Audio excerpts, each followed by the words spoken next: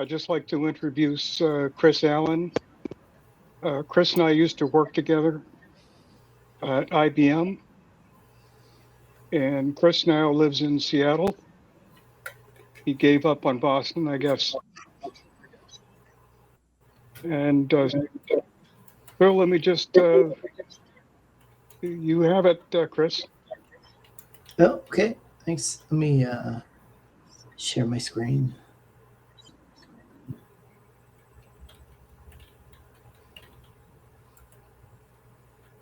Let's see. Can you see my screen okay? Yep. Okay. Thanks. Yeah, actually, I was gonna say, don't tell my wife I told you, but I might be coming back to Boston in a few years after my niece graduates from high school. So never say never. Anyway, thank you so much, everyone, for being here. As Jerry said, my name is Chris Allen.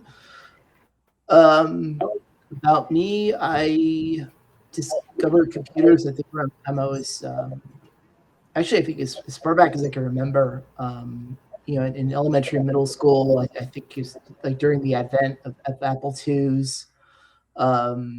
Also had exposure to the early IBM 86 machines, a lot of DOS. And I think after high school, I kind of found my way into doing IT work. And shortly after is when I discovered Linux.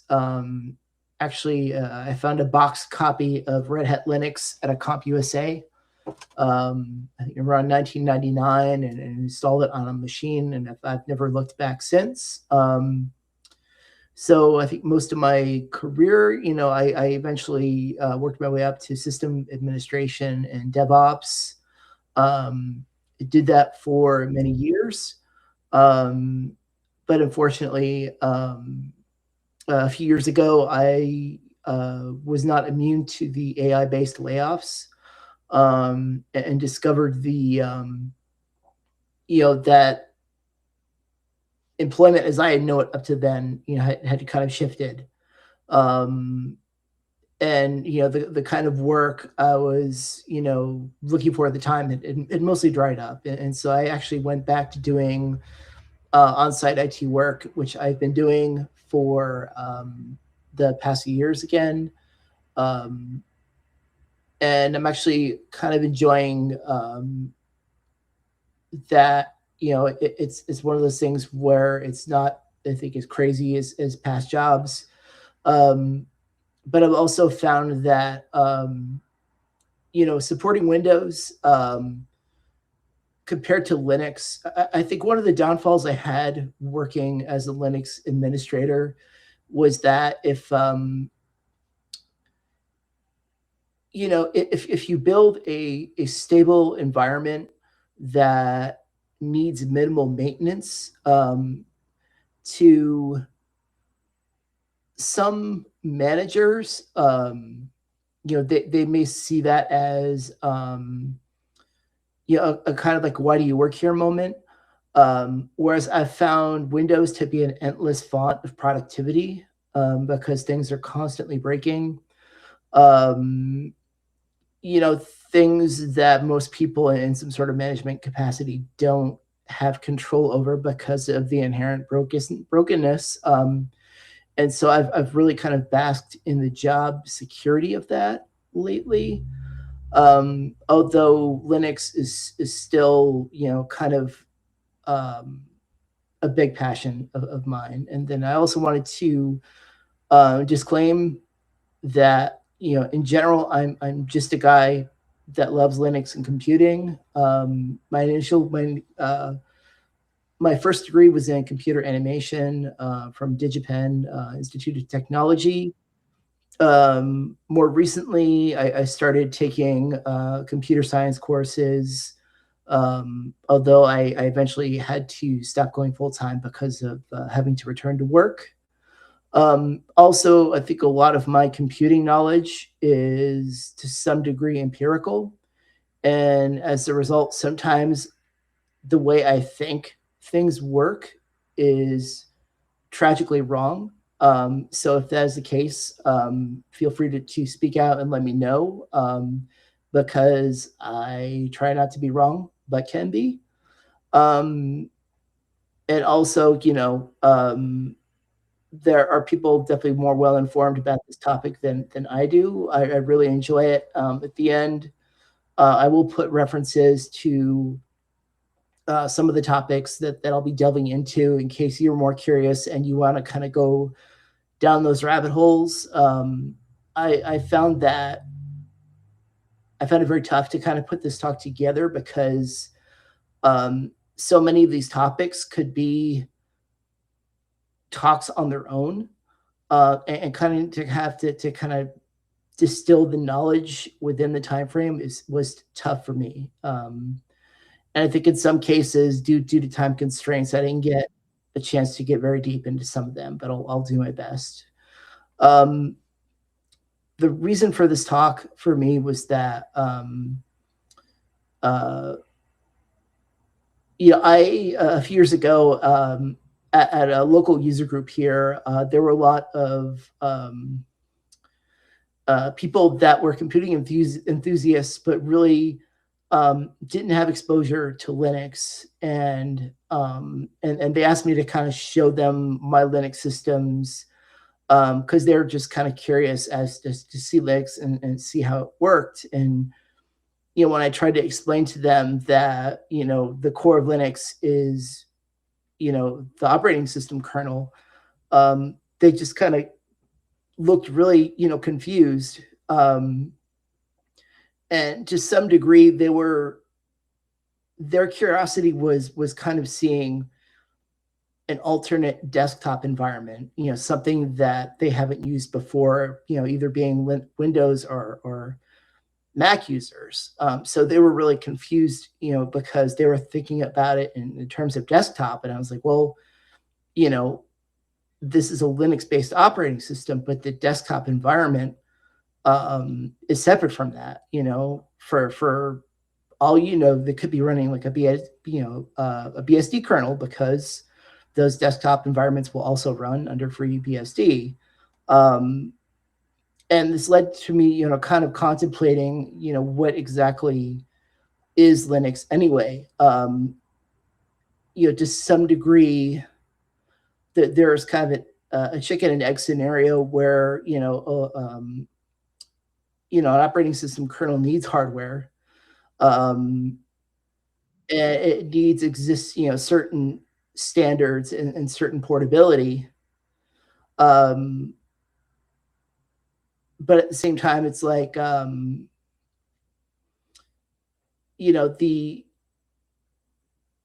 kind of needs to be that two-way communication between the hardware and the kernel.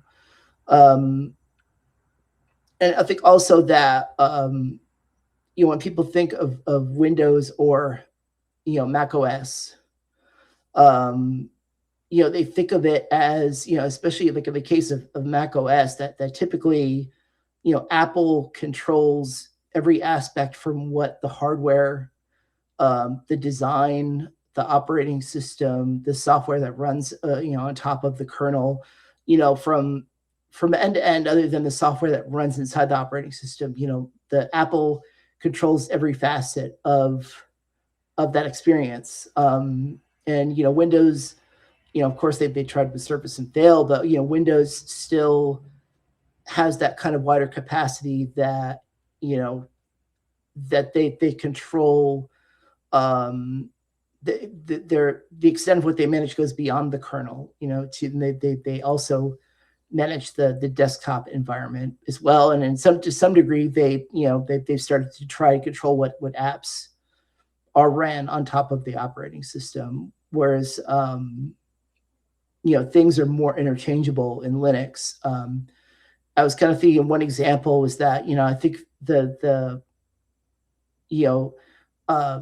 I think since '84, so there's Apple's gone through 4 different iterations of hardware architecture, but for the most part, the operating system in most cases has kind of stayed the same. And then also, excuse me, there's cases where, like I said, the Linux isn't tied to a particular hardware platform. It's not tied to a particular tool chain. It's not tied to a particular bootloader. In some cases, you actually don't need a bootloader to run Linux, although if you don't have that bootloader, it's going to be really hard to repair your operating system if something goes wrong. That the systemd isn't the only alternative. There's other init daemons that can be run in its stead. You can choose your shell. You can choose your desktop environment. But once again, Linux is just the kernel, and it really doesn't have particular requirements with these. So Linux is not the hardware, but an operating system kernel needs hardware to run on. How a computer works, I'm going to switch to GIMP here. So say you have a kitchen. So you have this kind of chef guy here, and he has a workstation. And this chef guy, so he went to culinary school, and he learned some basic some basic tools about cooking. He learned he learned how to chop. He learned how to boil. He learned how to bake. He learned how to plate. And so he's learned like kind of these primitive instructions, and within these primitive instructions, he's kind of has the ability to kind of take a recipe, and to take that recipe to completion to kind of make something just using those primitive instructions alone. And at the same time, there's you have different measures, like say you have like a cup, or you can have like a teaspoon, and you have different types of vegetables and liquids and stuff. So kind of with all these different ingredients, so the chef can go about his business where so he has this one station, and say like he's got a fridge over here, or with say he has like some some broccoli. So he's got to move the broccoli to his workstation. So let's say so he's got to move the broccoli from the fridge to like the station, and then say now he's got to chop, and then so he chops the broccoli, and then but so he's got the chopped broccoli, but then he needs to move it somewhere. So say like he moves it from the station to the bowl, and then say he is the like move. Now he's got to move the broccoli from the station, say to like a pot of water, and now he's got to boil. He's got to boil the stuff, and then he's going to end up with boiled vegetables, and then he has to move that elsewhere. But so most I would say most processors kind of work with that methodology where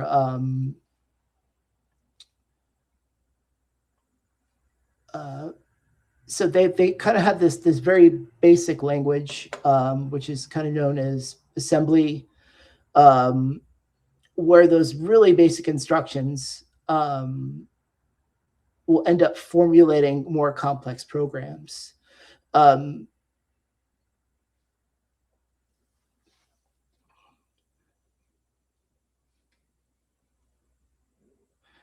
And so the this is just an example of like an assembly program of just hello world, where we're seeing the instructions and then the locations of where data is being moved to. So the computer actually doesn't see those literal instructions. So those instructions are numerical codes that are sent to the processor combined with the data. And there's also, I think, logic instructions too. So all that numerical information gets condensed into binary in a way where the computer understands. Now, the problem here is that each architecture has different instructions. I mean, some of them are very similar across other platforms. But in the case, like, say, if, but before Unix, if you wanted to write, a program or an operating system, you'd have to write for that processor's kind of native implementation of instructions. So it's like, going back to the kitchen analogy, like, if you have a kitchen where everyone speaks French and another kitchen where everyone speaks, Dutch, you'd have to get a translator in order to kind of get what you want from those kitchens. And so I think on top of that, so when so under the operating system, you have essentially the BIOS, which is kind of like the operating system under the operating system. So that provides a interface, so the operating system is able to control aspects of the hardware, get information related to the hardware. And it also provides a way to boot the operating system. And so typically what happens when you turn your computer on, so the BIOS will do a post, which is it'll do a check to verify the hardware's operational. It loads settings it has within its own memory. And then it will, based on the boot order, it will go to the first device in the order and then look for a boot entry. Now, if you were using legacy boot, so it'd be looking for the master boot record, but I think most modern systems use EFI. So your computer is going to kind of look for that entry point. And if it doesn't find something, you're just going to get an error message that, okay, I can't find an operating system. I left a reference here. I'll have to give a copy of the notes and stuff, but there's actually a really interesting YouTube video of someone who had created an EFI boot entry where he just ran a program directly from EFI. So you don't even need an operating system to run a program. You can completely bypass it. Although a lot of the aspects of an operating system you'd kind of have to write yourself, which would be very time consuming. So going to the next part. So the Linux kernel. So why does a computer need an operating system? So essentially, you need a program that runs programs. So going back to the EFI boot, like say if you were to have EFI launch a program, and you wanted to be able to kind of, run sub processes and stuff, that is something you would have to create yourself. Whereas like an operating system, a shared operating system kind of saves you the trouble of having, of kind of taking advantage of all this functionality that, people in the past would kind of have to come up with for themselves. Like I said, so running more than one program at a time. So the operating system is running, multiple programs at a time. I remember like so say if you kind of had like a uniprocessor system where you had one processor that was running multiple programs.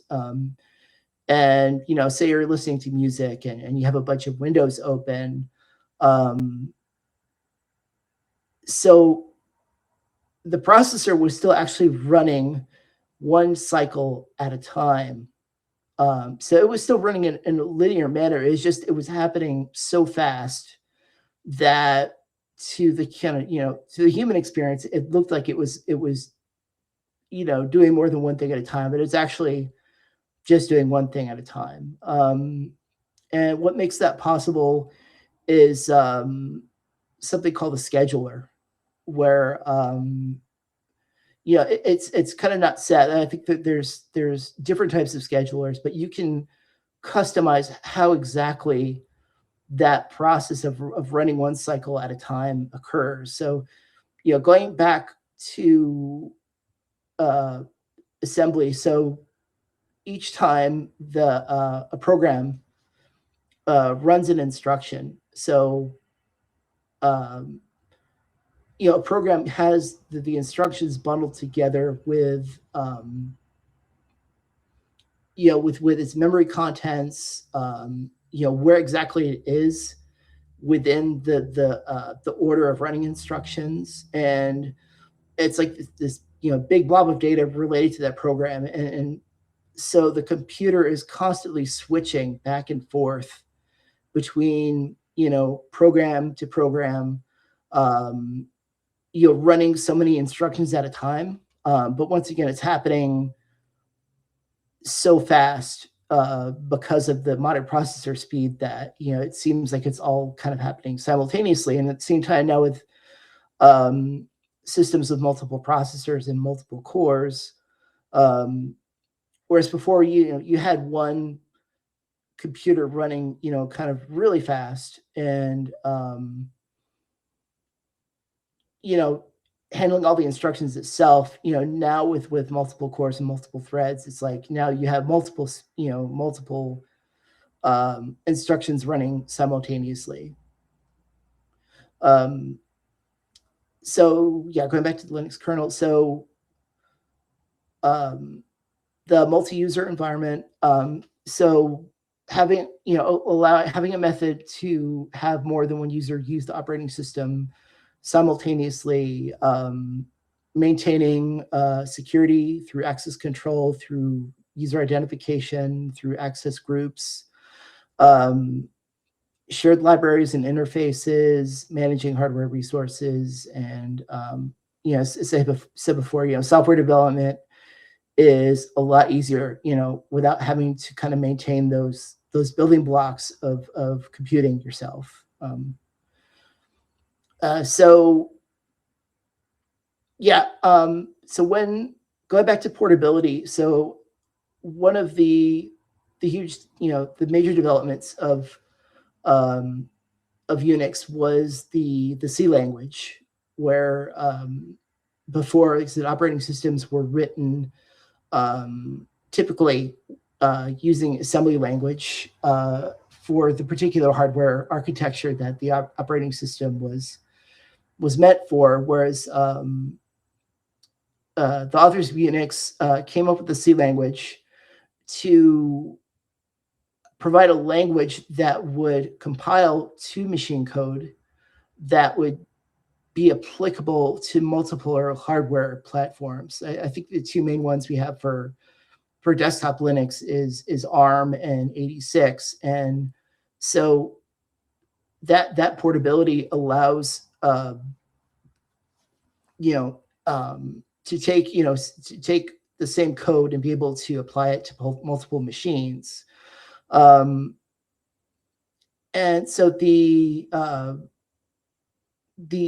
advent of the free or open source C language tools came as a result of the Free Software Foundation, and the GCC tools are used not just for Linux or for other operating systems, and also the POSIX standards. So a lot of the stuff that kind of comprises the Linux operating system, a lot of the standards and definitions are kind of not things that were made up for Linux. They were things that were kind of standardized from Unix as a result of the POSIX standards, like the directory tree, a lot of the definitions, the C standard libraries, all those are defined from POSIX. And so Minix was one of the first open Unix-like kernels that were written to conform to the POSIX standard, although there was kind of a philosophical shift where Minix was meant to be a microkernel architecture. Linus Torvald wanted to do a monolithic one instead, and as a result had kind of splintered to another operating system, which we've known as Linux. And I think it came to birth in like early 93, somewhere in 93. Yeah. And yeah, it's just the, as you know, the usage and adaptation is kind of taken off since then. So yeah, how is Linux built? So ultimately, Unix is a program that was written in C, and in order to build the Linux kernel, you need a tool chain. As I said, that there's multiple alternatives, but the GCC tools are the probably the most prominent ones, and that tool chain consists of the compiler, the assembler, the loader, the linker, and then eventually the code gets generated into object files and executables, and then they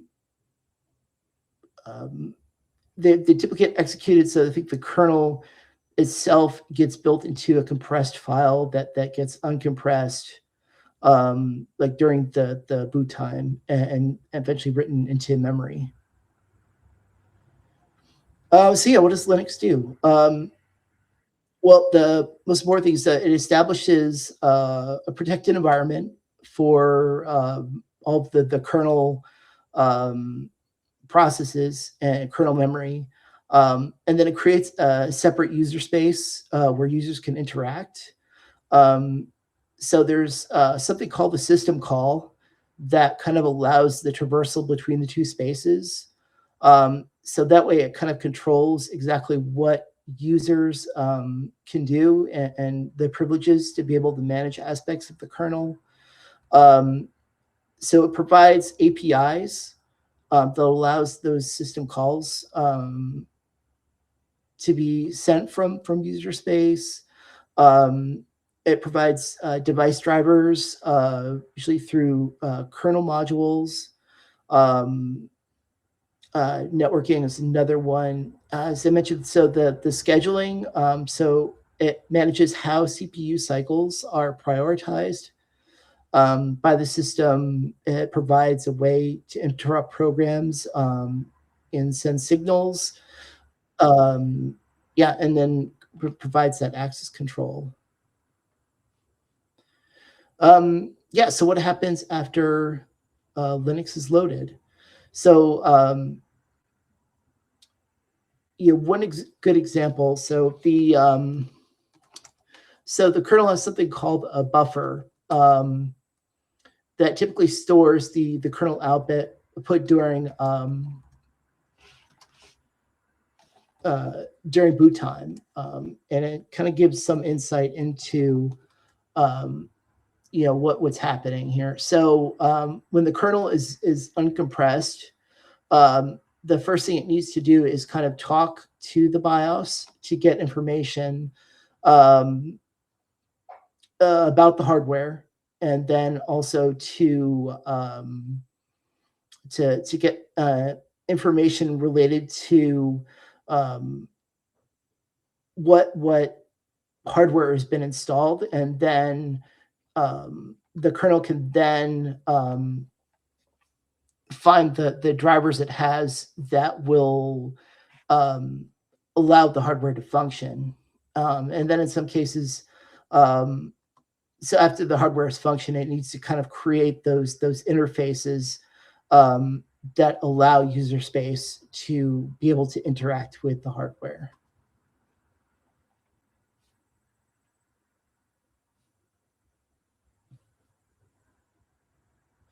Now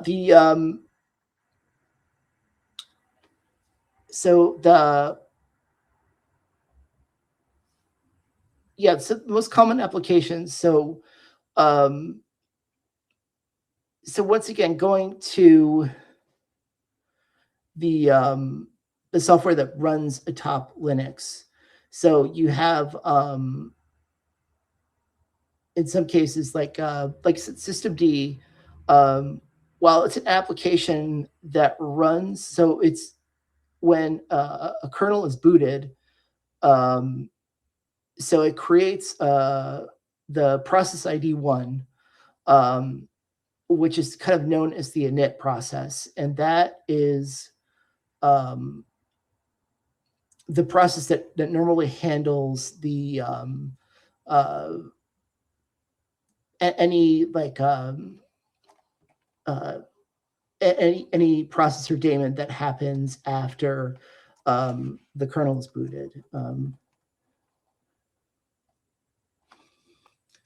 So in this case here, so usually P1, that is the init process.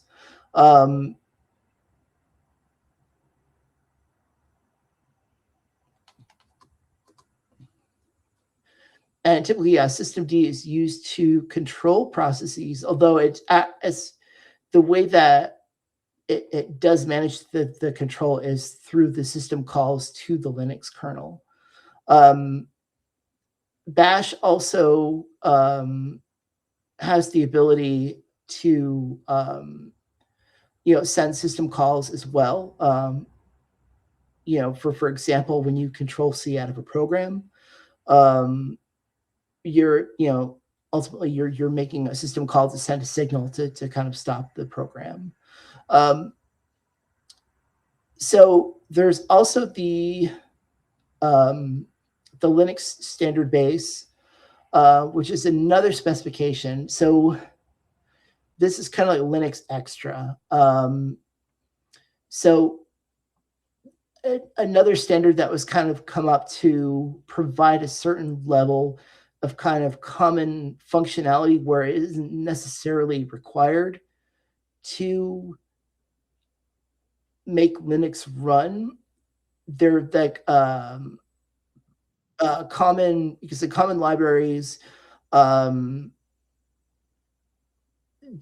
are used to kind of fill the gap that for kind of standard computing needs that people may not realize that they use kind of every day in their everyday life. But so it seems to kind of fill that gap by saying, okay, a system or a distribution that kind of provides that these kind of core libraries can be considered like conforming to that standard base.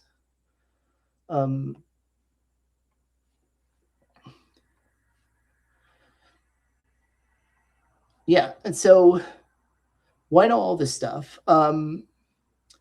So I guess from my perspective, so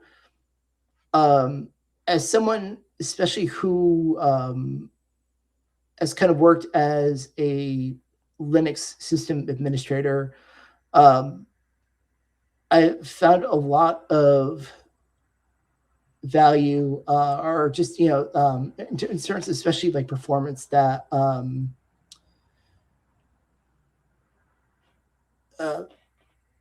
lot of software typically is, a lot of modern software is kind of abstracts away levels of complexity. And those kind of levels of abstraction tend to create performance penalties. I think, one example I think is also, the,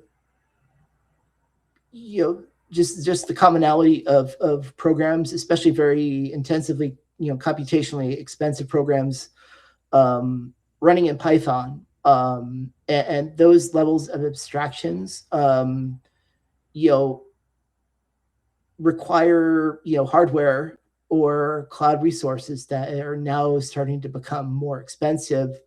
So I kind of foresee a future where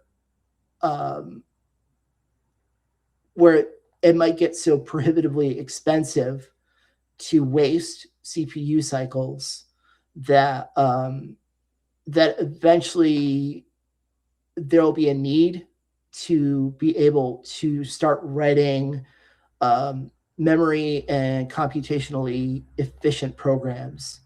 And the way to kind of do that is to understand assembly and C programming. I know there's a kind of anecdote about John Carmack when he was writing the 3D render for Doom.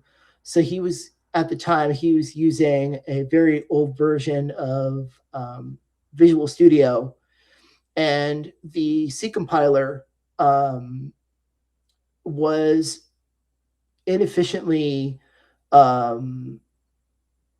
performing 3D rendering in a way that was kind of affecting the performance of the program. And so he eventually had to rewrite those routines in assembly to kind of reclaim that performance back. And he wouldn't have been able to do so not kind of having that understanding. So yeah, I think just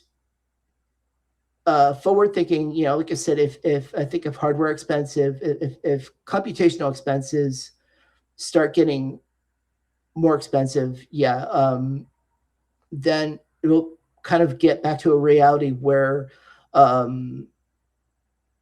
machine generated code and optimization need to happen, and that is it. I'm sorry, I didn't realize this was going to go so fast. I've left some references if you want to know more about the lower level aspects of Linux. I know I've used the Linux from scratch manual.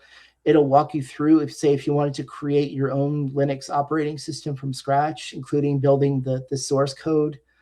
There's GCC documentation about how about how to build code in C.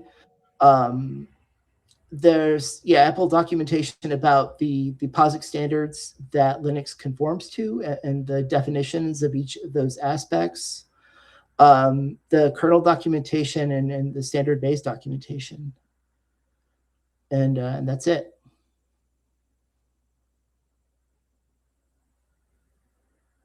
Thanks, Chris. Mm-hmm. Yeah, thanks. Yeah, thanks, Chris. That was great. Yeah. Does anyone have any questions or comments? Absolutely. Chris, have you built an LFS system before? I started to. One thing that was kind of interesting was I know Jerry has told me anecdotally that Richard Stallman has showed up to blog meetings in the past and complained about how the how the GNU tools were just as important as the kernel. And one of the interesting things is that if you look at the size of the binaries for all the GNU tools compared to the Linux, there was definitely a lot more code in the GNU tools. Although now, because the Linux kernel's got so much bigger, it's about 50-50 now. No, that's completely fair. And I've seen him show up to places and complain about a lot of things and make himself bigger than anyone else in the room. Not that there's anything wrong with that, but Richard Stallman's a very unique character. Yeah, go ahead. I definitely I appreciate his work more now, learning more about lower level stuff. Yeah. Oh, absolutely. That legacy. And Brandon, your wife also has some Richard Stallman stories. She's looking at me from across the room when I brought his name up just now. So yes, I know that. So I guess I'll ask: has anyone else in this room built an LFS system before or attempted it? Because it's something I'm going to do in my next semester of school. Yeah, like I said, I was able to build the binaries. I just wasn't able to get it to boot. Cool. Okay. You got part of the way through, though. Yeah. Well, years ago,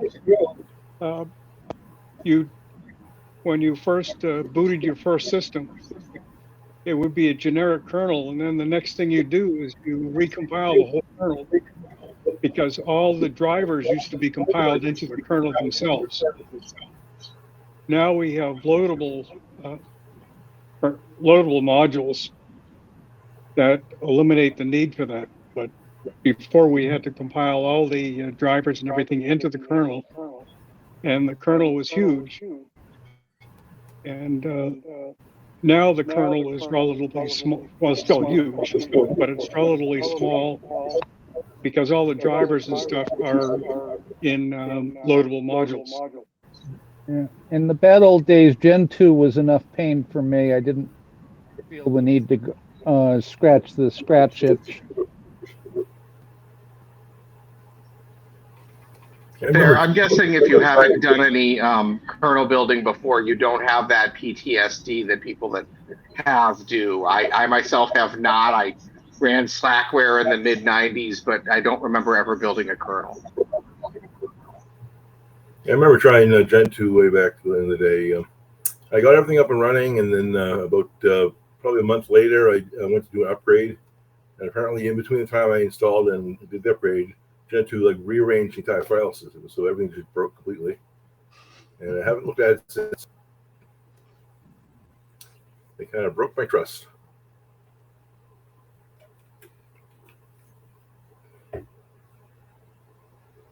Yeah, you mentioned. I also remember inviting Richard Stallman to talk. I'm sorry. Go ahead. I remember one time it was just one time I invited Richard Stallman to give a talk. I think it was in our second year of existence. And he told me that he's going to boycott our group and never give a talk unless we agree to change the name of the group from the Linux UNIX group to the GNU/Linux group. And that was the showstopper for me. So I've never asked him back since. When was that? 1997, I think it was. Wow. Yeah, he's stubborn. Although I feel I've seen him at a BLU meeting since then. I only remember one meeting. We don't prevent him from coming in. We just don't invite him to speak because he has non-negotiable preconditions. That's fair. You can't actually lock the doors at MIT, but I get you. Oh, then in terms of wives having RMS stories, so does mine. And I have my own stories after she introduced me. Yeah, there was one meeting where he did give a talk. This was before I invited him the first time. I forget who the speaker was that we had booked originally. Some guy who was really big at MIT. He basically canceled the night before the meeting, and I got one of our members to give a talk on booting Solaris in diskless mode from a Linux server. and he was glad to fill in. But about 10 minutes into his talk, he was starting to wrap things up, so it was going to be a very short meeting. Then during the Q&A afterwards, someone in the audience asked about running WordPerfect in Linux, and Stallman happened to be there, and he just jumped up and said, why shut yourself in the chains of proprietary software when it can be free? And I just went on. I just gave him the meeting because I didn't want to like shut everything down when we've only been there 10 minutes. And I think he talked for probably about an hour or so. So it was a short talk. I get you. It was actually a couple months after that. I invited him back to give a talk on patent law and then and how to do copyright that. And that's when he said, not unless you change the name of the group. Anastasia had a question in the chat. She said, how do you see AI changing the overall development lifecycle in Linux, Unix environments from architecture and long-term system maintenance? So I've actually only had a brief exposure to developing off of AI-generated code. So a friend of mine asked me, so he asked ChatGPT to come up with a sample Python code to build a trading algorithm. And then he gave it to me. And then I said, this code is fundamentally unusable. And the reason why was that the code was synthesized between two different examples. It probably scraped online. And in one example, the Python object was a pandas frame. And then in the other example, the same object was an array. And because Python doesn't have type declaration, the large language model couldn't differentiate as to what type of object each variable was. And so it was trying to call object functions for a type that it wasn't. And so the code was just broken. So going back to, the question you asked, my biggest problem with AI generated code is that it's not optimized. I've had similar experiences. Yeah, and that it's not optimized, or it can make mistakes. And when you're dealing, like I said, with the Linux UNIX environment, because it's so mission critical for certain organizations, that I doubt they want to roll the dice and trust AI enough to kind of make those decisions. I think maybe they could like have it take a stab and then see what it does, but I personally wouldn't trust it. And that might change in the future. But yeah, for now, I don't see it really affecting any of those changes. And I think also that a lot of major companies used AI to kind of make their software development more efficient for profit reasons, for business reasons, whereas Linux is derived by a nonprofit organization, so they don't have those same needs to make their development process more efficient. Like that. I would think that the use of AI in kernel development itself might be limited, except for in cases where you're trying to maybe give it a snippet of code to optimize, or maybe vulnerability mitigation type stuff. Throw everything at this portion of the kernel. I've seen people have awful sloppy examples of, hey, I converted this to Rust using AI, and now I want to throw a PR into the Linux kernel, and it's disastrous. But those ancillary, I'm using the word wrong, services around Linux could use, a lot of automation that people that aren't necessarily code nerds can implement and test. Vulnerability mitigation and testing is one of the biggest in my opinion. And another thing that worries me too, especially with open source, is that a lot of this AI generated code is based off of other publicly available code that's been scraped. And the people, the actual authors of the code that went into the language model are not going to see a dime from that. And so we might get into a situation where if I come up with a cool idea, a new code paradigm, I'm economically incentivized not to put it on GitHub and make it public, because what's to stop a language model from scraping that and then offering that up as a suggestion if someone is looking for that type of solution?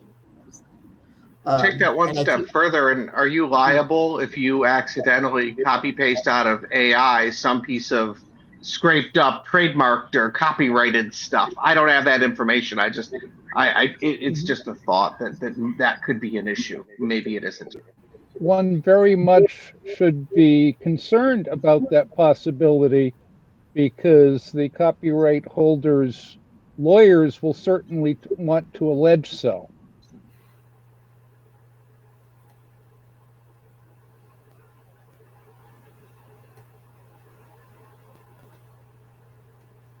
And the cost of the litigation would be very high. Yeah, but you've got these litigation mills. Oh, I'm sorry, go ahead. Basically, the automated plagiarism tools are only, quote, safe, end quote, to use for closed source software, because only then will the litigators be unable to discover what you've stolen. Using the automated plagiarism large language models for open source contributions exposes you to liability to copyright litigators who will claim copyright on something that they can't prove it, but you can't prove that it wasn't. So it's totally dangerous to touch it for open source contributions. Aside from whether it produces 80% correct code or 98% code, I mean, plagiarized crap is still plagiarized crap.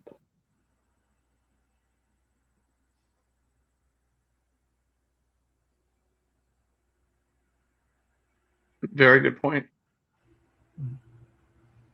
Yeah, unfortunately, I wanted to give one example. Unfortunately, I didn't have time to kind of put it together at the last minute, but one example I was going to make, going back to the optimization, and this actually kind of segues into AI to some bit too. Just as a test, I had made hello world programs in assembly, C, and then in Python. And then I ran speed tests, and so I think I had it run the hello world like an absurd amount of times. I forgot if it was like 10,000 or 100,000. But anyway, so I just had it constantly run the hello world, and the C, I forgot the Python one. The C one took 9 seconds. The assembly one took 3 seconds. And then so if I use GCC to kind of show what the assembly was before eventually being built, so because because of that translation, that abstraction where it's translating C code to assembly, there was all these other additional instructions that were fed into the program, that because I hand wrote it in assembly, I bypassed all those extra instructions. And like I said, I ran it. I was able to run the same program in like a third of the time. And the majority of LLMs are written in Python. And I think it's in some cases with Python, you actually have a way to embed C, and basically you can use C types. You can write C functions inside your program to speed up time. But the amount of memory and CPU resources, and I think in some cases GPU resources, that there's just so much room for optimization. If you can kind of take the effort to kind of understand those lower languages and not rely on those abstractions that Python offers to make writing software easier, you'll end up just writing faster, leaner software.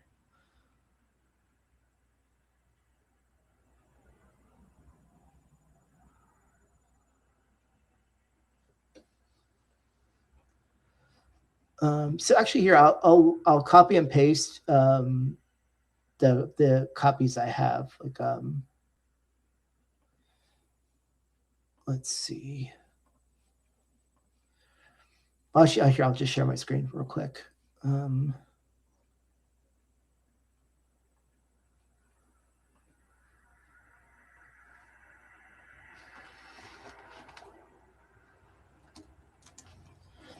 Yeah, so this is just my hello example. So the majority, I'm just kind of moving the string around. At some point, yeah, I'm making a system call. And so, yeah, it was like, is it 2, 4, 5, like 8 lines. And so I don't believe we can see your screen share unless everybody else can. Oh. Oh, I'm not seeing it either. Oh, you're not seeing it? Okay, hold on. Oh, whoops. Sorry, there was another step. All right, how about now? Yep, now we can. Sorry to interrupt. Okay, yeah, so that's just my just the ASM example. And then so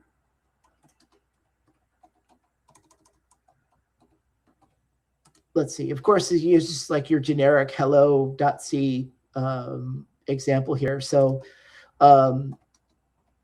here, I'll remove the one I created. So GCC, if you use the .S flag, so it will show you the assembly that it generates from the C file. And so yeah, this is the GCC one.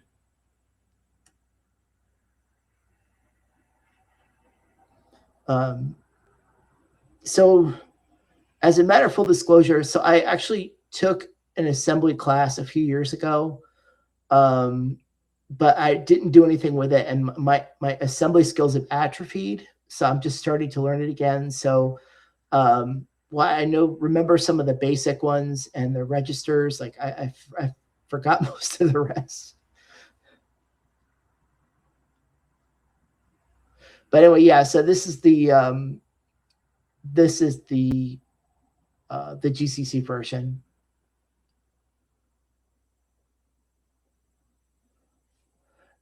And I mean, I'm sure there's kind of reasons for having these additional instructions, especially when being applied to more complex programs. But it's just one of those cases where I just wanted to kind of say that, you know, even in a situation like Hello World, that there's still room for optimization.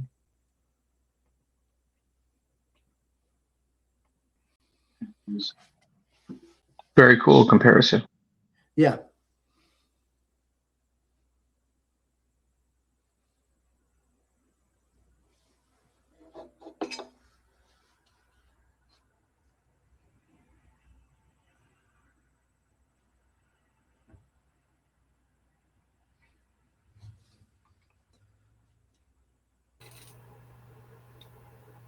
I actually tried AI to try something in AI a few months ago when I was having an issue with Postgres.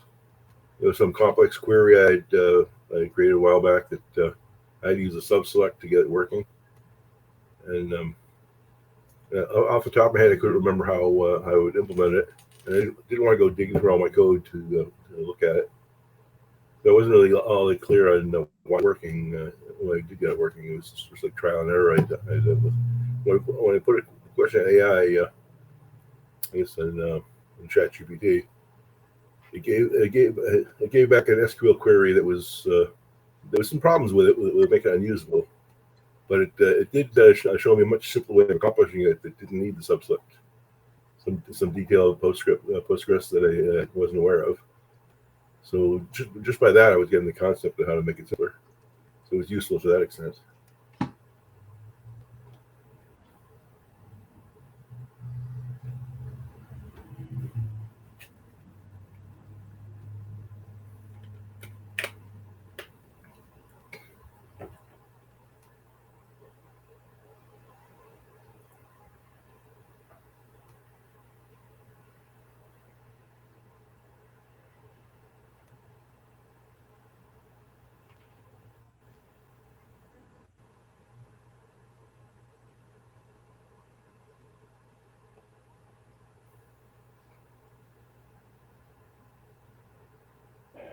And happy tax day or tax extension day to all those who observe. I thought that was optional now. Get the memo.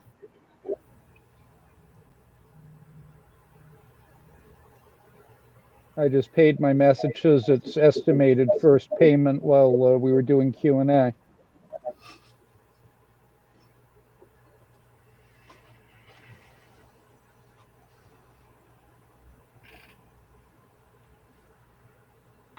I would agree with that.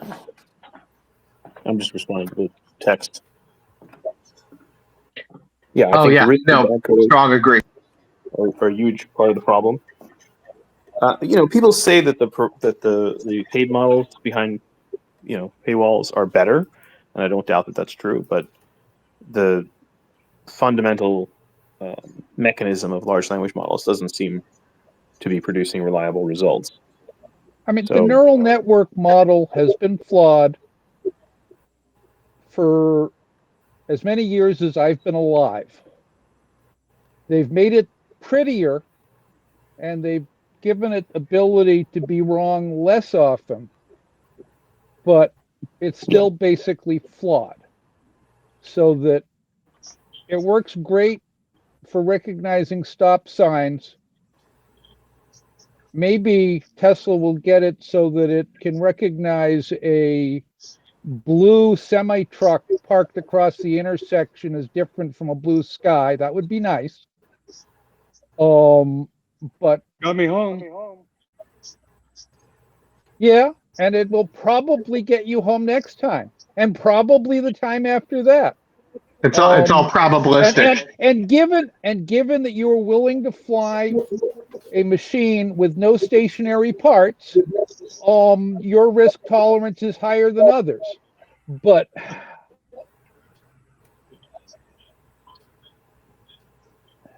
I think a lot of it comes down to expectations too.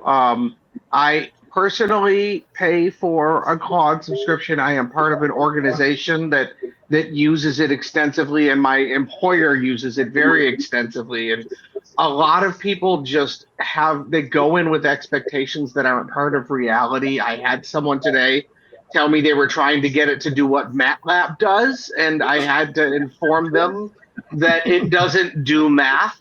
And they said, what do you mean it doesn't do math? And I had to go through the whole, just send it 5 multiplication questions a few times. It'll get it wrong after a few. So there's an expectations and training thing. But for some uses, just a basic chat companion, essentially. Using it to plan a trip, fancy Google, yeah, it's fine. You just know that it's an overeager research assistant that sometimes lies to you. Which uses it sometimes lies to you or hallucinates, but also it is maybe 1% as efficient in electricity and converting fossil fuel to heat of the atmosphere as a Google search. Oh yeah, no, I have no doubt that like 3 kids starved in a third world country because of the way I planned my trip today, that a Google search would have probably done much better. And I you're completely right about that. And there's the question of plagiarism, and there are a few cases where these large language models can be useful, but basically, unless you're building it off of a controlled corpus of text so that you know that you built the model using only Internet Archive documents that are known open public domain or the like, where the original sin of this new set of them was they scraped the internet under academic presumed fair use and then commercialized the model. Yeah, the training data is a big part of that. If you build a custom one with only your corporate documents, so it's learning your house style and it's documents that you own, then you don't have a plagiarism concern, you don't have a license concern. You should worry about whether it's going to put other customers' personally identifiable information into documents you're sending to the new customer. That sort of mix and match. If you have any PII responsibilities, and I mean, if you're making money, you're probably taking money from somebody and giving it to somebody else. So you probably have PII problems, if not HIPAA or card industry. Most companies have all three because most companies have health insurance and payroll. So that it's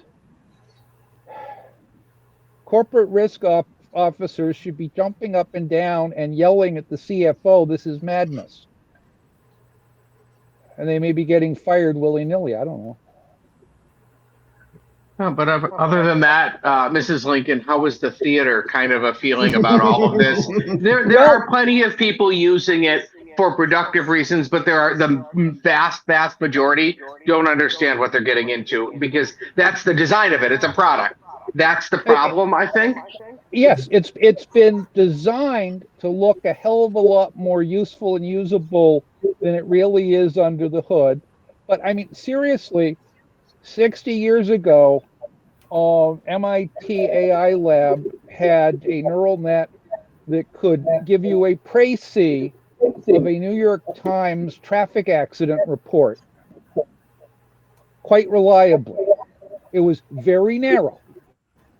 Go outside of that to another page of the New York Times, and it was completely confused.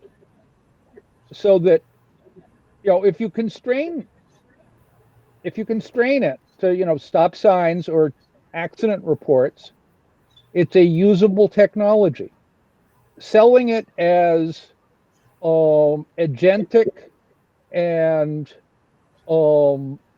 general intelligence, it's not intelligent. And as you note with the inability to do math, I tried doing math with Prolog 40 years ago, and that was the wrong tool for the job.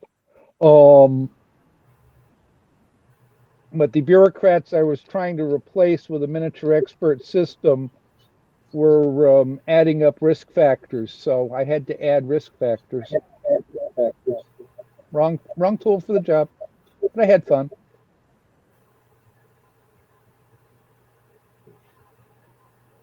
No, I've disliked neural networks for 40 years since I took a class on machine learning from one of the third-ranked folks in the racket, the previous AI outbreak, and it was that class convinced me that knowledge engineering expert systems was more reliable. My view is for an expert system to be ethical, and not looking at how it's implemented, but in terms of capabilities. Can it explain its answer? And I don't mean the way Claude or ChatGPT hallucinates an explanation for the answer it just gave you. And then when you confront it, no, that's wrong, it says, oh, I'm sorry. And it pretends to learn. No, I mean actually give you a traceable explanation of how this result comes from its training and is basically an audit that you can give to the board of directors or the auditor or the Senate panel that's asking you, what happened last Thursday? Yeah, I think auditable is the word that's going to be coming out. A lot of these specialized AI agentic things that are built for specific industries. I know after the legal industry got burnt multiple times and will continue to do so, now there's companies that were probably AI generated anyway that come out with legal world specific AI tools, and I think auditing is the word. It's their new buzzword, but their version of the word audit doesn't always pass the muster. Yeah, well, traceable is a word that's less fiduciary. But traceable to requirements is something we used to speak of in software development, and you wanted every requirement to be traceable to a line of code and every line of code to be traceable to a requirement. And any mismatches were things you blew. And the same thing should be applying here. And the move fast and break things kids have gotten totally out of control. So anyway, I am quite pleased with my timing on retirement. Congratulations. And I hope you enjoy it as much as I do someday. I'm hoping just not to die at my desk. Live your life so that you don't. I still think we're going to go back to like the late 80s, early 90s style of computing. Like when memory gets so expensive that like your new desktop has like 2 gigs of RAM. We're all going to be banging rocks together. 100%. We've had this at work. I can't tell you the stories of the price increases after a quote's gone out, after an order's been placed. The amount of percentage of price increase every month lately. And I'm talking about desoldering RAM from things. I'm talking about pulling in RAM. I've been hoarding stuff.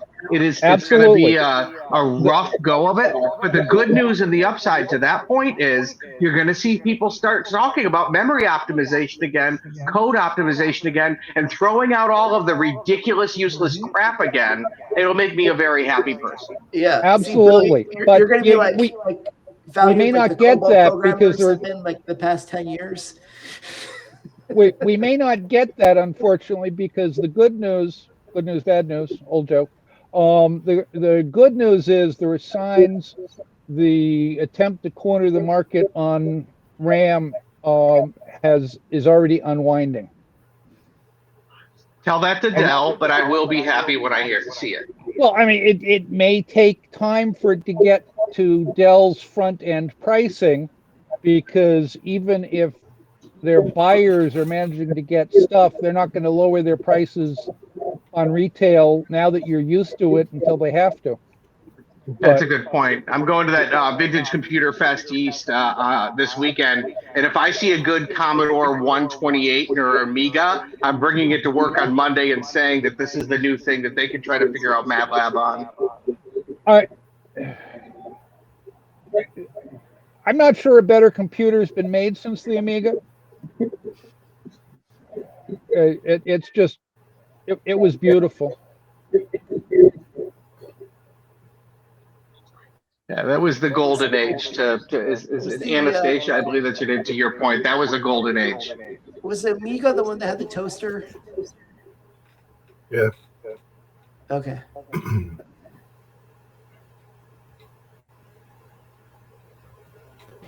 I don't know. Can you guys hear me, or is it really loud?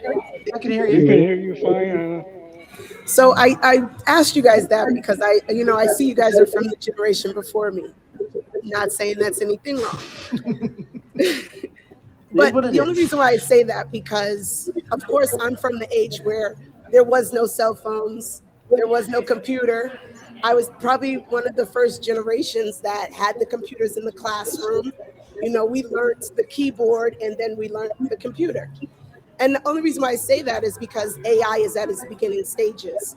And I don't really see it as a far cry from when we went from having the keyboard to having the big fat Mac that had the fat belly and the pretty colors and the dial up where we couldn't use the phone and you had to yell just to use the phone. You had to tell somebody to get off the computer, you know, like, and then the rotary phone to the cellular phone, you know, the cordless phone to the cellular phone to where we're at right now, where we got handheld computers, you know. And I say that because I'm developing my own personal AI and I treat it as a glorified secretary.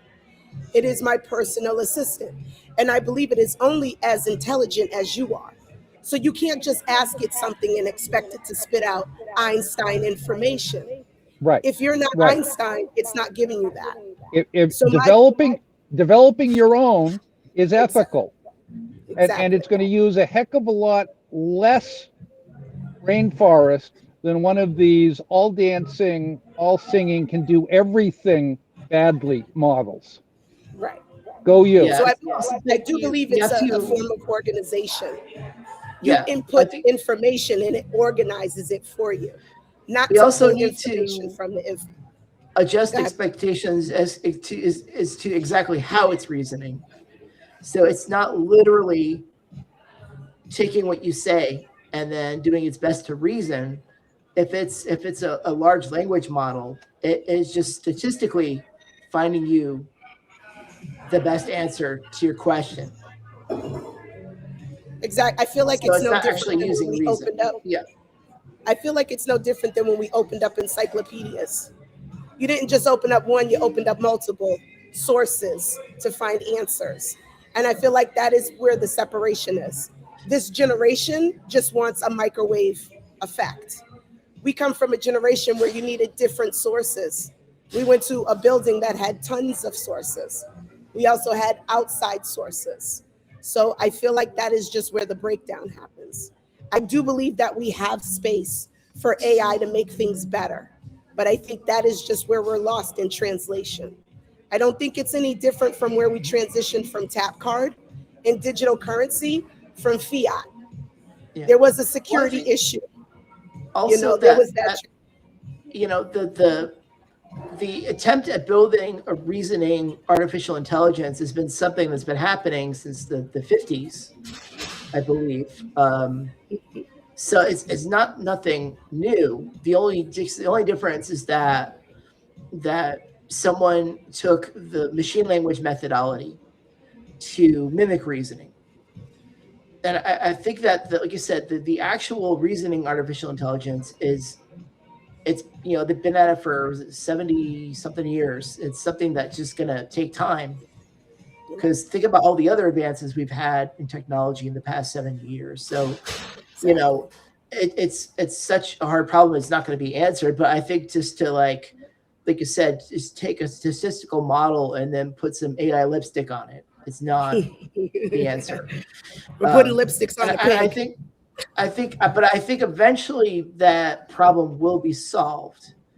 But like you said, we're just not there yet. Yeah, absolutely. And it doesn't help us to pretend it is. General machine intelligence and power generation from fusion have been 20 years in the future for the last 30 years. Yeah, it's the year of the Linux desktop every year. Yes, and we regularly get rig demos of grad student projects that do the first 80% of the problem with the first 20% of the effort, and doing the second 80% of the problem takes another 20% of the effort, and then there's the next 80%, and it doesn't close. And so I would bet on fusion power before a true artificial general intelligence. Yeah, I I mean, feel like we you just need the time. Somebody's got to spend the time to feed it all the information. Just like we raise the Well, children. That's not how I put necessarily. it at. Not necessarily. So that's another large language model approach. So when I was taking machine learning course, so I guess my instructor had us go through a paper that was published by Microsoft. That was kind of the genesis of the large language model, like the data ingestion. So there's something called the law of large numbers, where, like, say if you if you flip a coin 10 times, there's a chance more than there's a stronger chance that they could potentially be all heads those first 10 times. But say if you do it like 1,000 times or 1,000,000 times, like the more times you flip that coin, the more it's going to get to the true probability, which is 50%. So there was initially an assumption that with language, basically with machine language models, that you only needed to ingest enough training data to kind of meet that statistical likelihood of accuracy. But then some researchers found that if they just kept feeding a large language model, they actually increased accuracy as they started to accrue more training data. And so they ran with that and said, okay, we're going to get these improbably large training sets to have, more accuracy, taking the statistical approach. And basically this is just like the truest expression of that. But once again, there was no reasoning. I think you used the encyclopedia example. Like, say if I, in looking up something in an encyclopedia, like I already have to come to the encyclopedia with a certain prerequisites as to how I can use the encyclopedia to find what I'm looking for. There's a certain amount of reasoning to get to the answer, like the glossary may help me get there quicker if it's in the glossary. But say if it's not in the glossary, I would have to go through every page to look for, any reference to what I was looking for. I mean, a computer, that might not be so hard.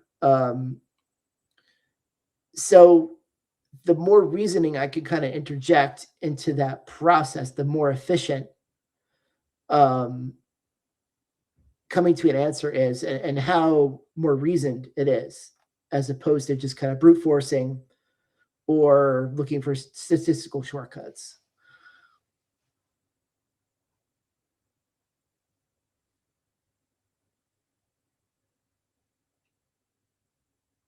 This has been a really informative and interesting discussion tonight, by the way. I'm not saying that all of them aren't, excepting for the one that I remember doing, which was really not informative, but this has been really great tonight. So thanks, like, seriously, thank you guys for participating. Sometimes it's just not that full of people participating.